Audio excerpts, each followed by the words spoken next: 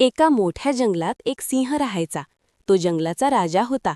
दुपारी जेवण झाल्यावर सिंह एका झाडाच्या सावलीत गाढ झोपला होता. तितक्यात तिथे एक छोटासा उंदीर आला. सिंहाला झोपलेले पाहून उंदराला मस्ती सुचली. तो धावत गेला आणि सिंहाच्या अंगावर इकडून तिकडे उड्या मारू लागला. उंदराच्या या खेळामुळे सिंहाची झोप मोडली. सिंहाने रागाने डोळे उघडले आणि एका झटक्यात उंदराला आपल्या पंजात पकडले. सिंह जोरात डरकाळी फोडून म्हणाला, "एवढ्याशा उंदराची एवढी हिंमत? आता बघ मी तुला कसा खाऊन टाकतो." उंदीर खूप घाबरला. तो गयावया करत म्हणाला, "महाराज, मला माफ करा. माझ्याकडून चूक झाली. मला मारू नका. जर तुम्ही मला आज सोडलत तर मी संकटाच्या वेळी तुमची नक्कीच मदत करेन." उंदराचे बोलणे ऐकून सिंहाला हसू आले. तो म्हणाला, "तू एवढासा जीव माझी काय मदत करणार? पण जाऊ दे, आज मी तुला सोडून देतो." असे म्हणून सिंहाने उंदराला सोडून दिले. काही दिवस निघून गेले. एक दिवस जंगलात शिकारी आले.